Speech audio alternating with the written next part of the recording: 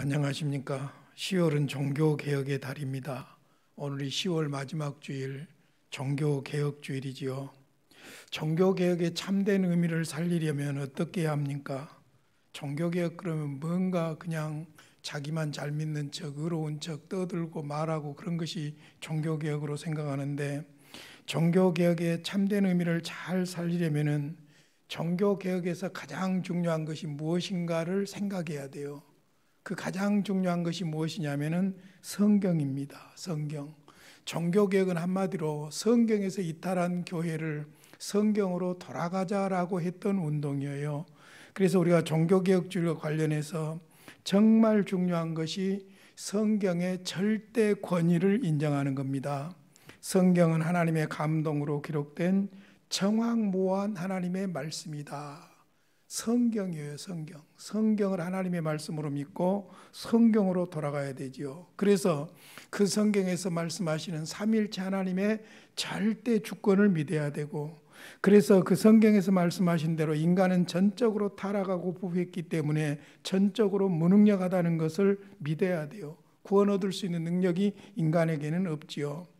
그리고는 성경에서 말하는 대로 그리스도만이 진정한 유일한 구원자다 하는 것을 믿어야 되고, 또 중요한 것은 그 구원은 하나님께서 마련해 주신 하나님의 은혜로 구원받았다. 은혜로 구원받았다. 그래서 우리가 바르게 믿기 위해서 교리를 공부하지요. 성경에서 말씀하시는 요약을 교리로 공부하고 있는데, 교리주의자가 돼서는 안 되고 성경 교리를 통해서 나에게 임한 하나님의 구원의 은혜를 생각하면서 감사해야 돼요. 감사해야 돼요. 나에게 이루어진 놀라운 하나님의 구원의 은혜에 감사하는 것이 종교개혁을 바르게 이해하는 것이 될 것입니다. 자, 오늘은 성경 핵심 교리 강의 49번째 시간입니다. 속죄의 효과와 범위에 대해서 공부하고 있는데, 누구를 위한 속죄인가? 속죄의 범위가 오늘 아주 중요한 주제라고 볼 수 있습니다. 먼저 성경 한 구절 보겠습니다. 마태복음 1장 21절입니다. 아들을 낳으리니 이름을 예수라 하라. 이는 그가 자기 백성을 그들의 죄에서 구원할 자이심이라 하니라. 다시 한번요. 아들을 낳으리니 이름을 예수라 하라. 이는 그가 자기 백성을 그들의 죄에서 구원할 자이심이라 하니라. 지금 우리는 기독론에서 그리스도의 사역을 공부하고 있고, 그리스도의 사역 중에서 그리스도의 속죄를 지금 공부하고 있습니다. 지난 시간에 아주 중요한 속죄의 본질에 대해서 말씀을 드렸습니다. 속죄는 죄인인 우리 인간에게 절대 필요한 것입니다. 그래서 속죄의 본질을 잘 이해하는 것이 필요하는데, 다른 건 다 잊어도 지난주에 공부했던 것 중에서 속죄의 본질 세 가지를 기억하시면 좋을 것 같아요. 그리스도의 속죄는 객관적이다. 이게 첫 번째예요. 객관적이다. 무슨 말이냐면은 하나님께서 성자 그리스도를 보내시고 십자가에서 이루어 놓으신 거예요. 객관적이다. 두 번째로는 그리스도의 속죄는 대리적이다. 대신 속죄 혹은 속량, 그런 개념이죠. 그리스도께서 십자가에서 죄인들을 대신해서 이루어 놓으신 속죄지요. 그러니까 그리스도의 속죄는 대리적이다. 그 다음에 세 번째로는 그리스도의 속죄는 그리스도의 순종을 포함한다. 순종은 두 가지죠. 능동적인 순종, 친인간의 몸을 입고 오셔서 율법에 순종하셨어요. 우리의 죄를 속하려고요. 그리고 수동적 순종은 그리스도께서 고난을 받으시고 결국 십자가에서 죽으셨습니다. 그러니까 대리 속죄, 대신 속죄, 대속, 이것이 바로 속죄의 본질에서 아주 중요한 부분이라고 볼 수 있습니다. 이 세 가지를 잘 이해하고 기억하고 있으면 속죄의 본질을 잘 이해한 것이라고 볼 수 있습니다. 오늘은 속죄의 효과와 범위에 대해서 공부해 보겠는데, 먼저 속죄의 효과에 대해서 말씀을 드리겠습니다. 하나님에 관한 효과, 그리스도에 관한 효과, 선택된 죄인들에 관한 효과, 그 다음에 우주에 관한 효과, 네 가지로 말씀을 드리겠습니다. 먼저 속죄가 하나님에 관한 효과가 있는데, 속죄가 하나님의 속성을 변화시킨 것 아니에요. 그러나 선택자들에 대한 하나님의 관계에는 변화가 일어났습니다. 하나님은 그의 선택된 자들에 대한 법정적인 진노를 풀고 화목하셨지요. 그러니까 속죄 사건이 하나님의 어떤 성품을 변화시키는 것이 아니고 속죄를 통해서 하나님의 영원한 구속 경륜대로 선택자들이 받을 죄에 대한 진노, 하나님의 저주를, 법정적인 진노를 풀어주시고 화목하셨다는 것이지요.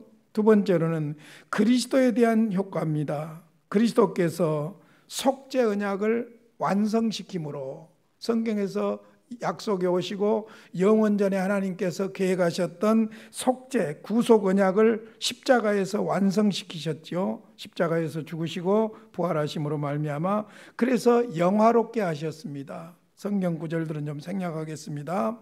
그 다음에 은혜와 은사가 충만하게 되었습니다. 그 다음에 그리스도의 속죄의 적용을 위해서 성령의 은사가 임하셨습니다. 그러니까 그리스도께서 부활 승천하시고 성령을 아버지로부터 보내셔서 구원이 죄인들에게 적용되도록 해주셨지요. 그리고 네 번째로는 선택자들을 선물로 그리스도께서 받으셨고 그리고 만물을 통치할 수 있게 된 것이지요. 그래서 아버지께서 선택하신 자들을 그리스도께 주시죠. 그리스도께서 그들을 위해서 대신 속죄했기 때문입니다. 자, 하나님에 관한 효과와 그리스도에 관한 효과를 말씀드렸습니다. 아주 중요한 것이 뭐냐면 이제 세 번째로 선택된 죄인들에 관한 효과입니다. 선택된 자들의 구원을 실제적으로 확보해 주신 것입니다. 실제적으로 십자가에서 이루어 주신 것이지요. 루터파나 알미니안이나 로마 캐토릭에서는 그리스도의 속죄는 다만 구원을 가능하게만 하고 확실한 것이 아니라고 주장하고 있습니다. 그러나 그리스도의 속죄는 구원의 가능성이 아니라, 이 말이 중요합니다. 그리스도의 가능성이 아니라, 구원의 가능성이 아니라 선택된 자들에게 그리스도의 속죄 사역을 실제적으로 적용시킴으로써 구원을 확실하게 해주십니다. 그래서 성령님이 필요했던 것이지요. 그래서 가능성, 구원의 가능성이 아니라 구원을 확실하게 해주신다. 그래서 구원을 실제적으로 확보해 주신 것이지요. 우리는 십자가에서 내 죄를 대신하여 죽으신 예수를 구주로 영접하면 구원을 확보하게 된 거예요. 가능성이 아니에요. 가능성이라는 말은 불가능할 수도 있다는 이야기가 전제되는 것이지요.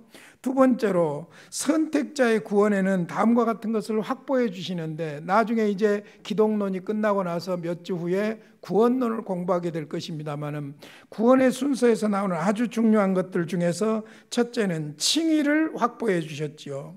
그리스도 안에서 하나님의 법정에서 의롭다 하심을 받은 거예요. 그래서 죄사함 받고 하나님의 아들 양자가 된 것이지요. 그래서 하나님 앞에서 의롭다함을 확보해 주신 것입니다. 그러니까 우리는 죄인이고 우리의 모습으로는 도저히 하나님 앞에 설 수 없지만은 그리스도께서 내 죄를 대신 속죄해 주셨으므로 하나님의 법정에서 나는 그리스도 때문에 의롭다함을 받은 거예요. 칭의입니다. 칭의가 확보된 거예요. 이걸 믿으시기 바랍니다. 그리스도 안에서 나는 의롭다함을 받았습니다. 이게 종교개혁하고도 깊은 관계가 있는 거예요. 두 번째로는 중생과 성화를 확보해 주셨어요. 무슨 말이냐면은, 내가 예수를 구주로 영접한 순간 주님의 십자가와 함께 나는 죽었어요. 옛사람은. 그리고 주님의 부활과 함께 나는 살았습니다. 이걸 뭐라고 하냐면 신비적인 연합이라고 그래요. 그래서 우리 기독교 신앙에서 이 부분이 아주 중요한 거예요.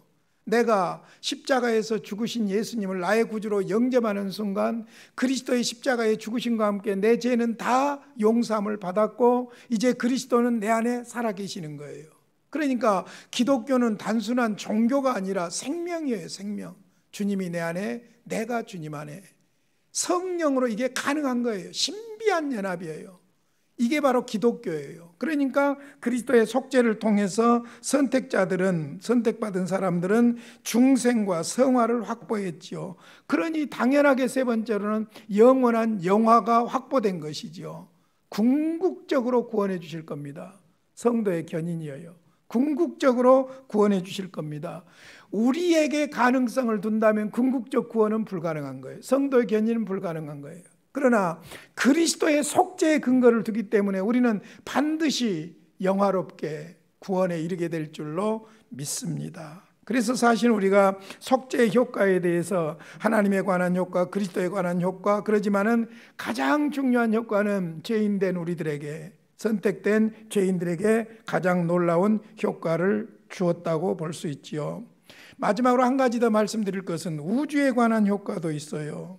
창세기 3장 17절로 18절에 나와 있는 대로 인간이 범죄 타락함으로 말미암아 우주에도 하나님의 저주가 임하게 됐습니다. 그러나 이제 속죄의 결과 결국 우주도 저주가 없어질 것이라고 성경은 무수하게 말씀하고 있습니다.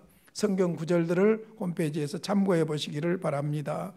이제 오늘 중요하게 말씀드릴 두 번째 주제가 속죄의 범위입니다. 자, 속죄의 범위라는 말은 무슨 말이냐면은 그리스도께서 누구를 위해서 죽었는가 그 말이에요. 혹은 누구를 위한 그리스도의 대속인가 그 말이죠. 자, 여기서 우리가 오해가 없도록 하기 위해서 몇 가지 문제를 좀 짚고 넘어가야 돼요. 첫 번째로 생각할 것은 그리스도의 속죄가 만인을 구원하기에 충족하냐 부족하냐의 문제가 아니라는 거예요. 그리스도의 속죄가 무슨 만인을 구원하기는 부족하기 때문에 제한적 구속을 말하는 건 아니라는 것이죠. 충분하지요. 그래서 이 점에 대해서는 칼빈주의자가 됐든 알미니안이 됐든 모두가 충족하다고 믿기 때문입니다. 그러니까 우리가 속죄의 범위, 누구를 위한 속죄인가를 말할 때에 속죄가 만인을 구원하기에 충족하냐 부족하냐 그런 문제는 아니라는 점을 먼저 생각하셔야 돼요. 두 번째로는 신실하신 하나님의 구원의 복음이 복음을 듣는 모든 사람들에게 제시되느냐 안 되느냐의 문제도 아니에요. 복음은 누구에게나 제시되고 있어요. 예를 들어서 눈과 비가 땅 위의 모든 사람에게 내리듯이 그리스도의 구원의 복음은 누구에게나 다 신실하게 제시되고 있지요. 그러니까 복음을 듣는 모든 사람에게 제시되느냐 안 되느냐 그것이 문제도 아니라는 것이지요. 칼빈주의자도 복음은 모든 사람에게 신실하게 행하여진다고 믿기 때문입니다. 택한 자들은 받아들이고 그렇지 않은 자들은 거절하는, 여기에 문제가 있는 것이지요. 그 다음 세 번째는 모든 사람이 구원을 받느냐 못 받느냐의 문제도 아니라는 거예요. 알미니안주의자들도 현실적으로 모든 사람이 구원받는다고 믿지 않습니다. 그러니까 보편 구원을 주장하는 알미니안도 모든 사람이 구원받는다고는 믿지 않는 거예요. 다만 그 책임이 인간에게 있느냐 하나님에게 있느냐 이걸 가지고 차이가 있는 것을 볼 수 있죠. 자, 그렇다면 네 번째 중요한 것입니다. 실제적인 문제는 무엇인가 그거예요. 우리가 속죄의 범위를 이야기할 때 실제적인 문제는 그리스도께서 정확하게 누구를 위하여 속죄를 행하셨는가 그 부분이에요. 그래서 제가 처음 말씀드렸죠. 누구를 위한 속죄인가, 이것이 바로 속죄의 범위의 가장 핵심이라는 것이죠.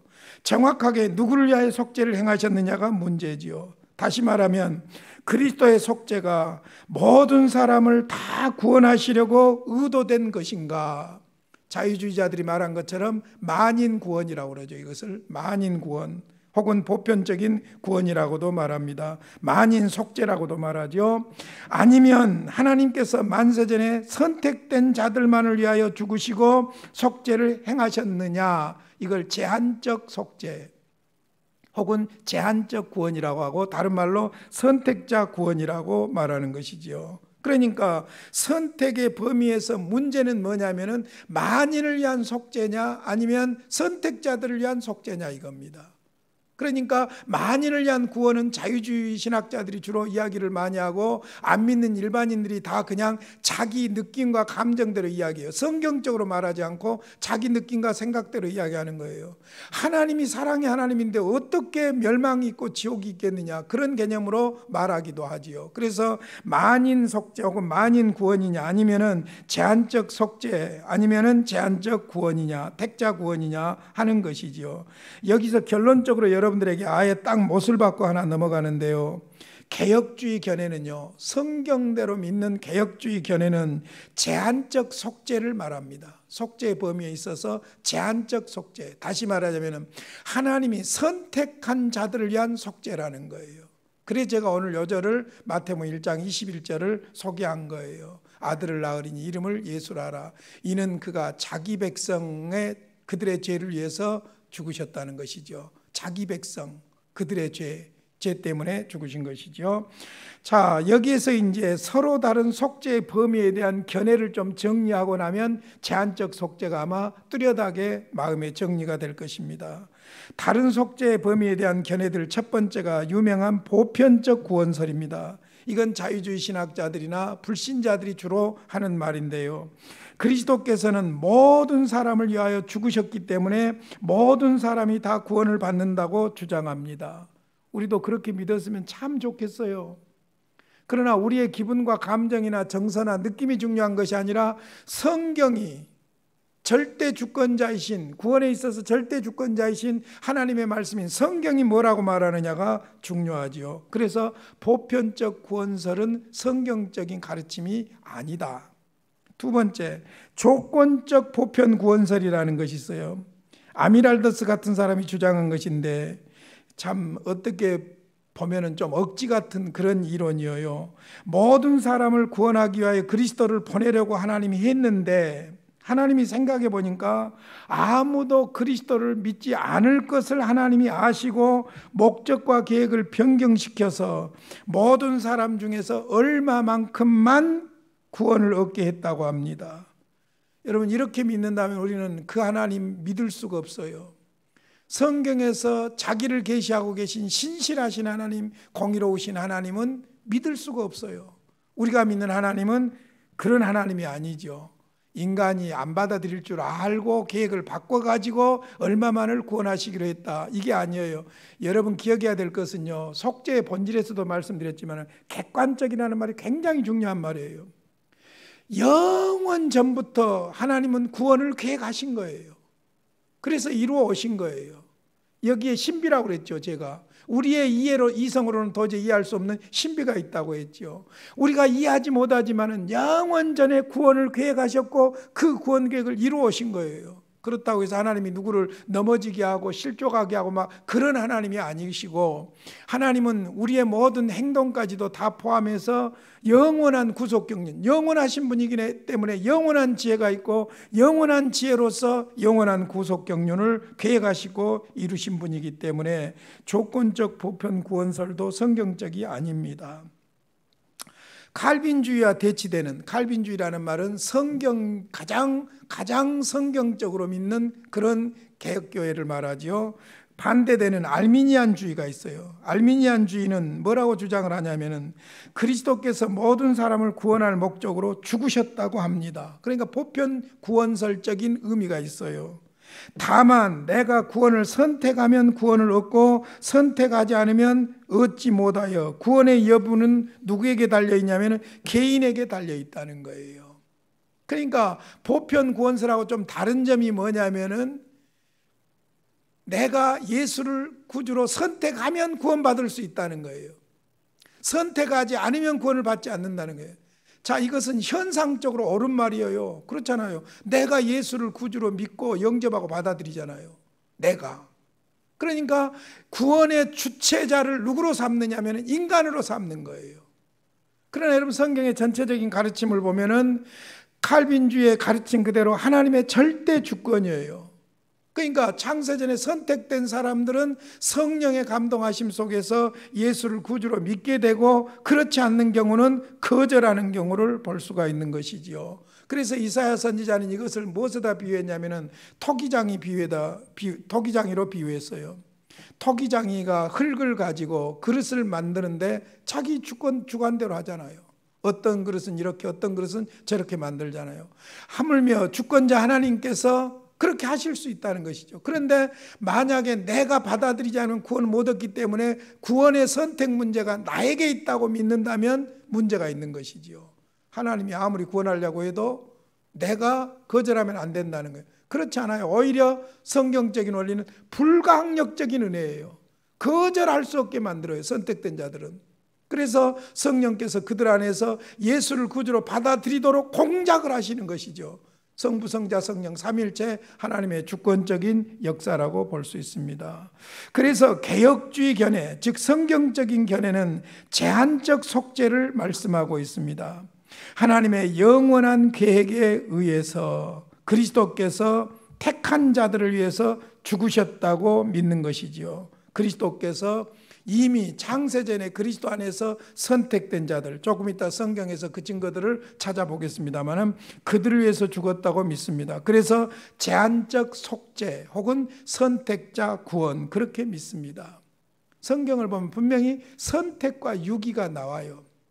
이삭과 이스마엘처럼, 가인과 아벨처럼, 아브라함과 이스마엘처럼, 죄송합니다, 야곱과 이스마엘처럼 그렇게 차이가 나는 것을 볼 수 있죠. 그러니까 분명히 선택과 유기가 있고 선과 악이 있고 상급과 벌이 있고 천국과 지옥이 미래에만 있는 것이 아니라 현재적으로도 있어요. 그리고 미래에 영원히 구원이 완성될 때 영원한 하나님 나라와 영원한 지옥이 있다는 것을 성경은 분명히 말씀하고 있죠. 그러므로 우리는 제한적 속죄, 하나님이 창세전에 선택한 선택자들을 위해서 예수님이 십자가에서 죽으셨다. 소위 인본주의 혹은 인권, 인간사랑 이런 것들을 강조하신 분들에게는 매우 불만이 있는 말씀이지만은 불만이 있어도 할 수 없어요. 성경대로 저도 한 인간으로서 모든 사람이 다 구원받았으면 좋겠어요. 지옥도 없었으면 좋겠어요.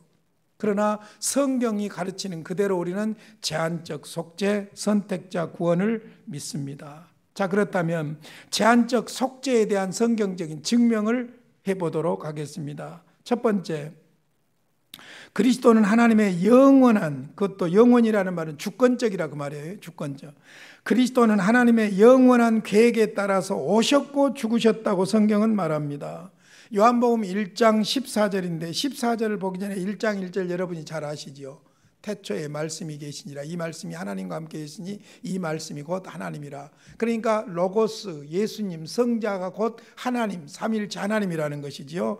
그 하나님이신 말씀이 요한복음 1장 14절입니다. 말씀이 육신이 되어 우리 가운데 거하심에 우리가 그의 영광을 보니 아버지의 독생자의 영광이요 은혜와 진리가 충만하더라. 말씀이 육신이 되어 성자 하나님께서 우리의 구원을 위해서 인간의 몸을 입고 오셨다.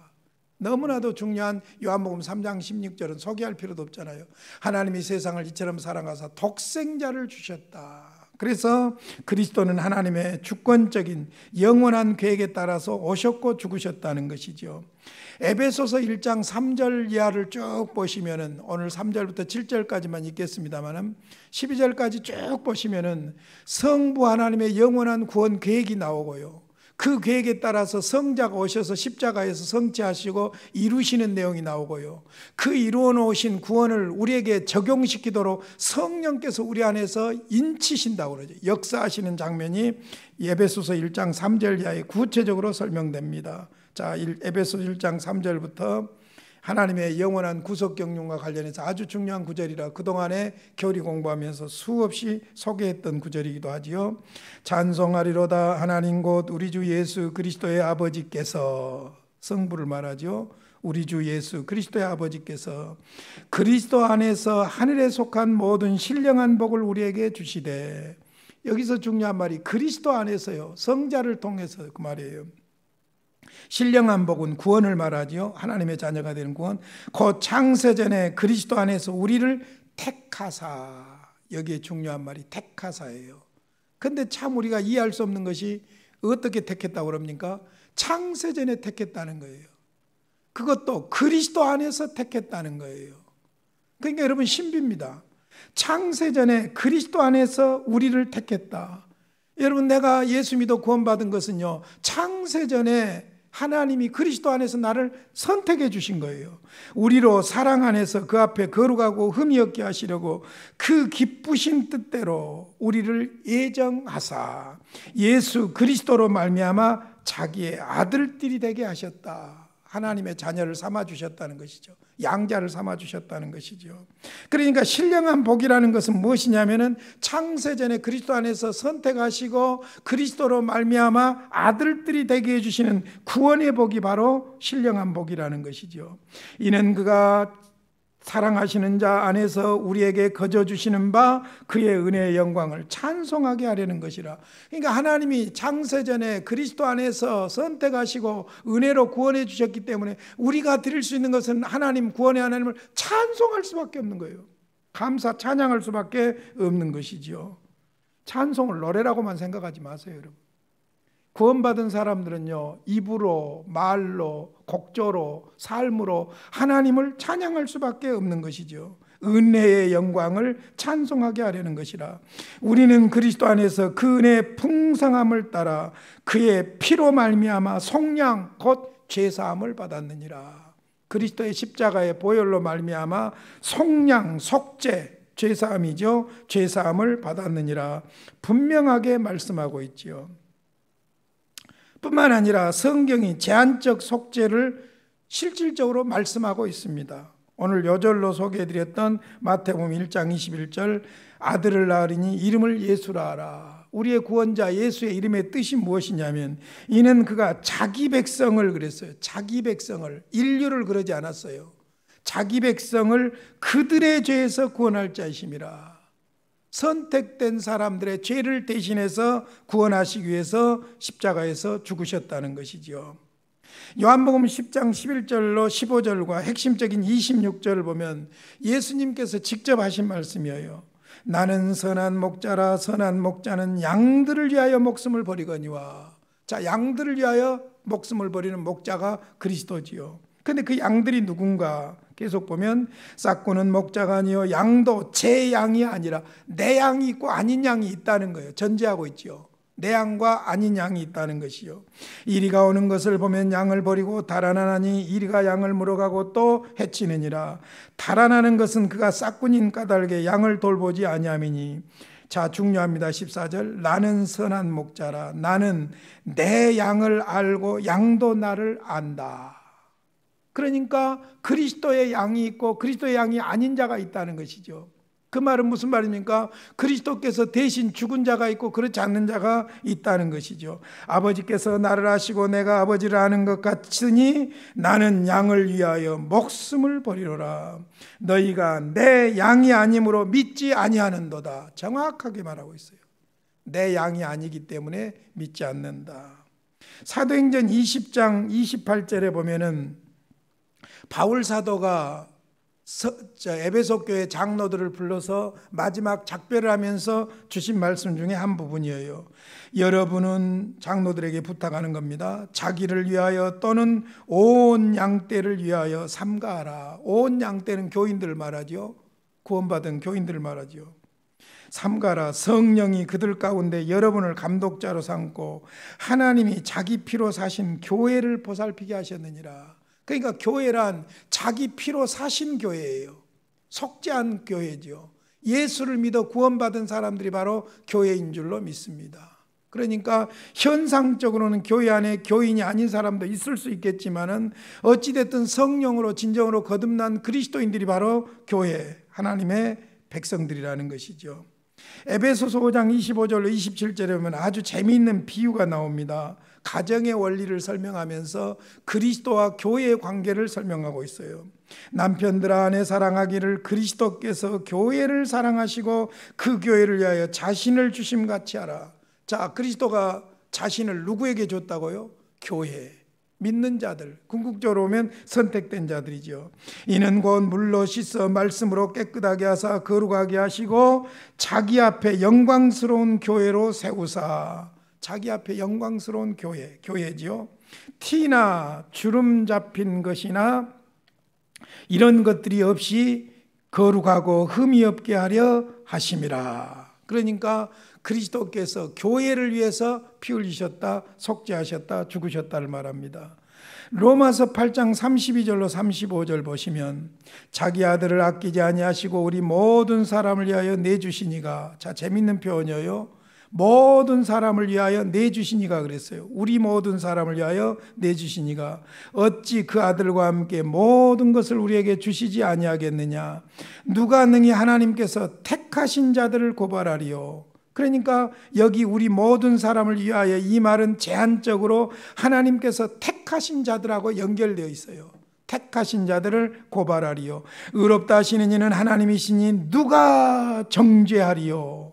택하신 자들, 그리스도께서 대신 속죄한 자들을 정죄할 수가 없습니다. 왜? 죽으실 뿐만 아니라 다시 살아나시는 이는 그리스도 예수시니 그는 하나님 우편에 계신 자요 우리를 위하여 간구하시는 자시니라. 지상에서 제사장적인 사역으로 죄를 위하여 십자가에 죽으실 뿐만 아니라 천상에서 제사장 사역을 하시는데 우편보좌에서 지금도 우리를 위한 중보자 사역을 하고 계신다는 거예요. 이건 다음 주에 이제 말씀을 드리도록 하겠습니다. 누가 우리를 그리스도의 사랑에서 끊으리요? 환난이나 공고나 박해나 기근이나 적신이나 위험이나 가리랴.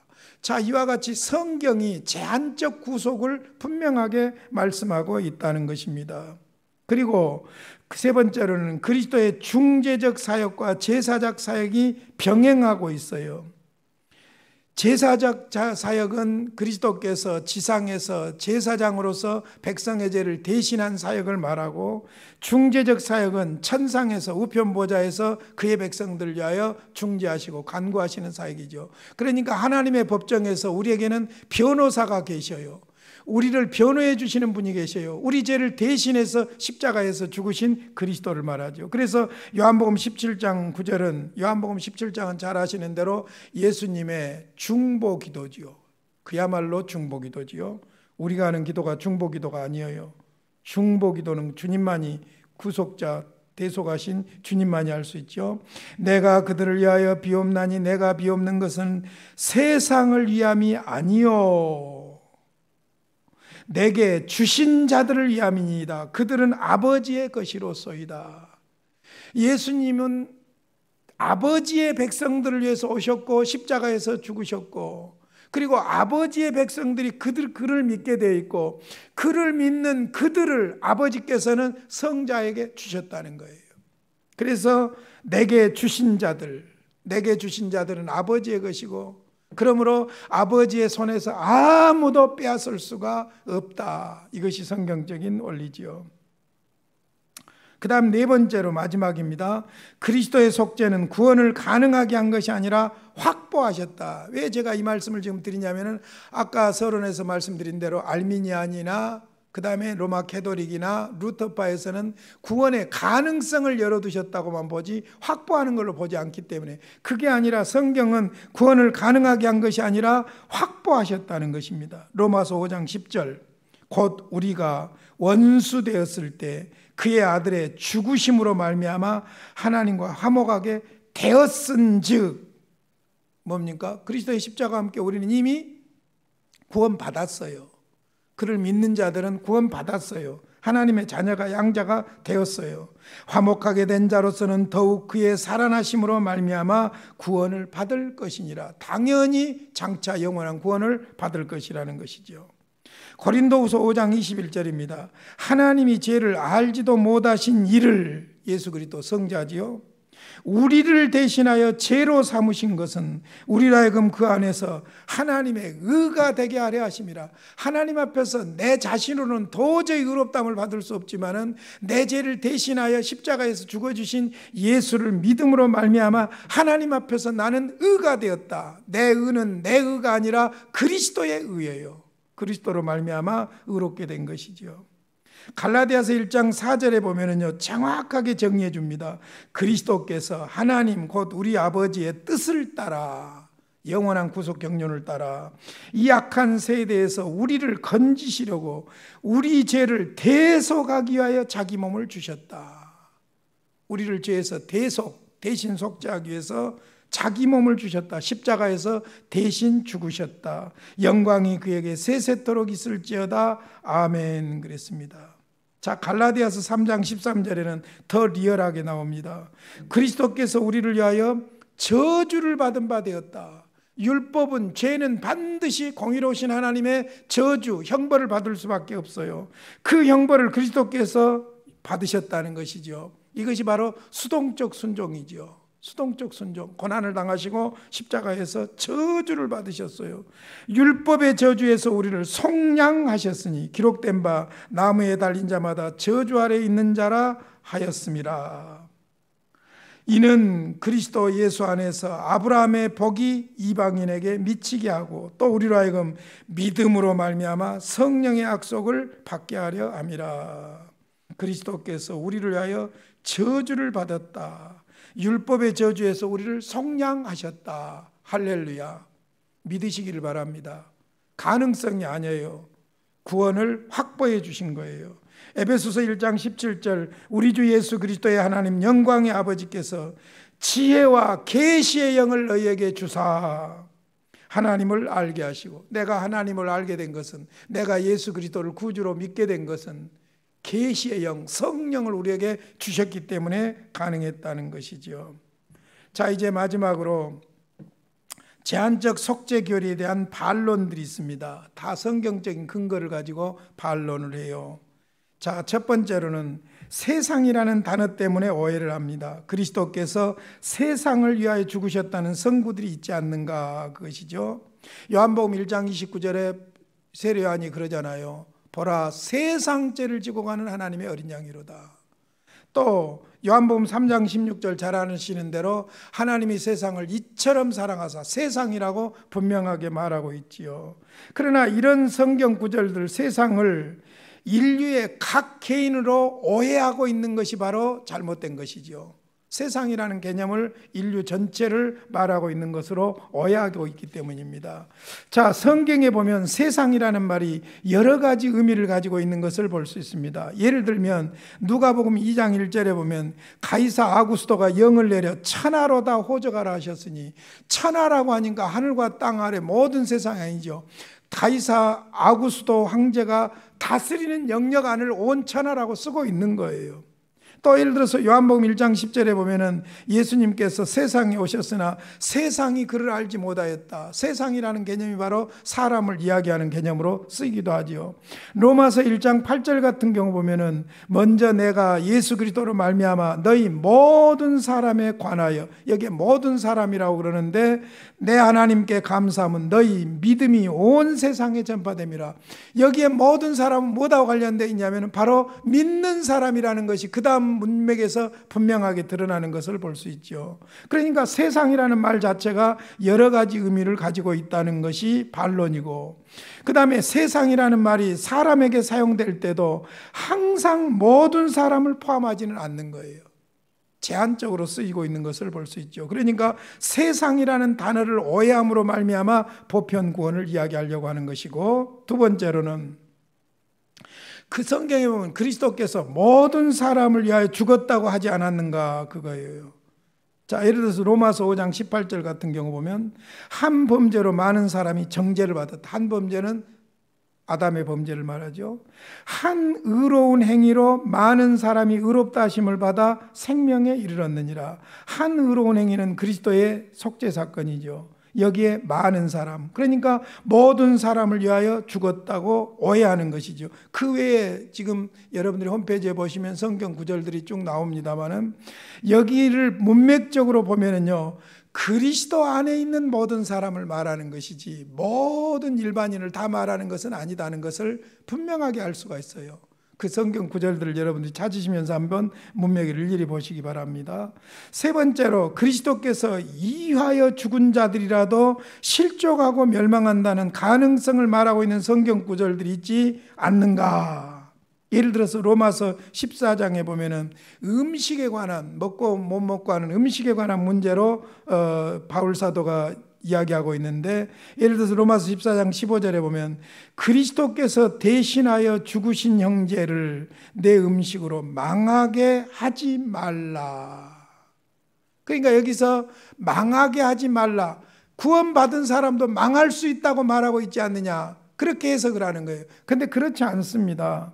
인간 편에서 책임을 강조한 말이지, 성령에 의해서 효과적으로 부르심을 받은 자들은 결코 중간에 무너질 수 없습니다. 중간에 실수할 수 있어요. 넘어질 수도 있어요. 그러나 완전히 구원에서 배제되는 일은 있을 수가 없다는 것이죠. 마지막으로 한 가지 더 반론이 있는데, 그리스도께서 모든 사람들에게 구원을 제공하시는 것처럼 보이는 구절들이 있지 않는가, 그거예요. 자, 한 구절만 소개해 볼게요. 베드로후서 3장 9절을 보면 오직 주께서 너희를 대하여 오래 참으사 아무도 멸망하지 아니하고 다 회개하기에 이르기를 원하시느니라. 아무도 멸망하지 않고 다 회개하고 구원에 이르기를 원하신다. 이것은 모든 사람에 대한 일반적인 하나님의 사랑을 말하는 거예요. 모든 사람에 대한 오래 참으시고 그러죠. 아무도 멸망하지를 원치 않고 다 회개하게 이르기를 원하시고, 이것은 일반적인 하나님의 사랑을 말하는 것이지 모든 사람을 다 말하고 있는 것은 아니라는 것입니다. 하나님의 의지에 세 가지가 있어요. 첫째는 하나님의 보편적인 의지가 있습니다. 그것은 모든 사람이 멸망하지 않고 구원받기를 원하셔요. 보편적인 의지예요. 두 번째는 하나님의 작정적인 의지가 있어요. 선택된 자를 구원하셔요. 작정하신 분들, 선택한 분들을 구원하지요. 세 번째로 하나님의 명령적 의지가 있어요. 하나님의 말씀을 그대로 다 지키기를 원하시고 모든 사람이 다 옳게 살기를, 바르게 살기를 원하셔요. 이런 하나님의 의지죠. 그러니까 이런 하나님의 보편적인 의지와 작정적인 의지와 명령적인 의지를 구별하지 못하기 때문에 이런 오해들이 생겨나는 것이지요. 자, 오늘 말씀에서 가장 중요한 핵심이 무엇이냐? 속죄의 범위예요. 누구를 위한 속죄인가? 제한적 속죄, 하나님의 선택된 자들을 위한 속죄다. 이것이 성경의 가르침이다. 그것이 오늘 말씀의 결론입니다. 다음 주일에는 그리스도의 중보 사역에 대해서 말씀을 드리겠는데요. 지금까지 지상에서의 제사장적인 사역으로서 속죄 사역을 말씀드렸죠. 이것으로 그리스도의 사역이 끝난 것이 아니에요.